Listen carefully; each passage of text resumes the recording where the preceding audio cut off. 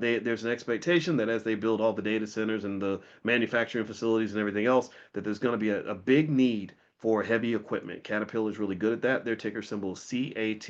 This is a stock, in my opinion, that's not so great for generating short-term income, but it's excellent as a long-term investment. If you believe in the rebuilding of America, then Caterpillar is going to be right in the middle of all of that. The CEO of Ford actually mentioned something I thought was pretty profound. He was talking about the fact that my mama, rest her soul, she went to heaven on Christmas Eve. She's hanging out with Jesus right now. But she used to say all the time, and I don't know how many of y'all felt this way, but it really sucked that America stopped teaching kids trades in school.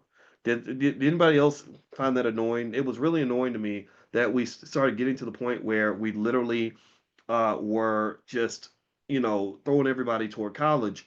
And college may not be for everybody. I mean, everybody could do it, I believe, if they put their mind to it, but everybody isn't going to love it the way I loved it. And so you had just a wasteland of trillions of dollars in youth talent that could have been used to create businesses in carpentry and HVAC and plumbing and everything else. Well, guess what? Now, especially with the advent of AI, the Ford CEO, he said, the problem in America is we don't have enough young people that know how to do these jobs. They don't know how to work with their hands. They don't know how to build stuff and all that, right? So this is what's going to be needed, especially when AI comes and AI, all the people who work with their brain, AI can replicate a lot of that. Computer programmers, oh, AI's got that covered. If you are an accountant, oh, AI can do that, right? If you if you are a strategist, AI can strategize as well as you can, right? So ultimately, the ability to do things and build things and all that is something AI can't do right now as well as humans.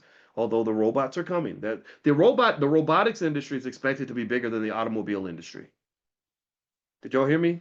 Robotics is expected to be bigger than the automobile industry.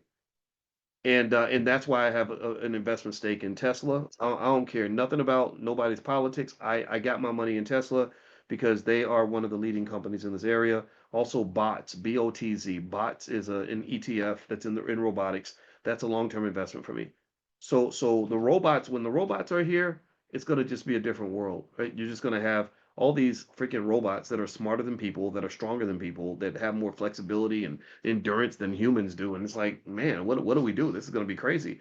I told my wife today, my wife wants to get a cat because our youngest is still, we got one more kid in the house and she's trying to figure out what to do with the empty nest. And she's like, I want to get a cat. And I'm like, well, just give it like 3 years. Let's just get an AI cat. Right? Like, it'll probably be, and the difference is it'll have an IQ of like 400 or something, but it'll probably know how to meow and be cute and cuddly, right? It'll be smart enough to make us feel good and manage our emotions. So let's just get an AI cat. Then we can turn it off when we want to go on a vacation.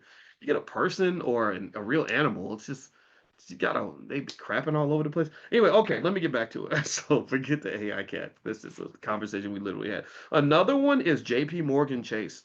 JP Morgan. I just made a substantial investment in JP Morgan. Basically, if GDP growth is accelerating and the Fed starts cutting, then JP Morgan just knows how to get right in the middle of that. And they know how to jump in that sweet spot and get that bread. And so I don't bet against two white boys I don't bet against are Tom Brady and Jamie Dimon. Jamie Dimon is the CEO of JP Morgan. They've run the economy. They know how to position themselves. They know how to make that money.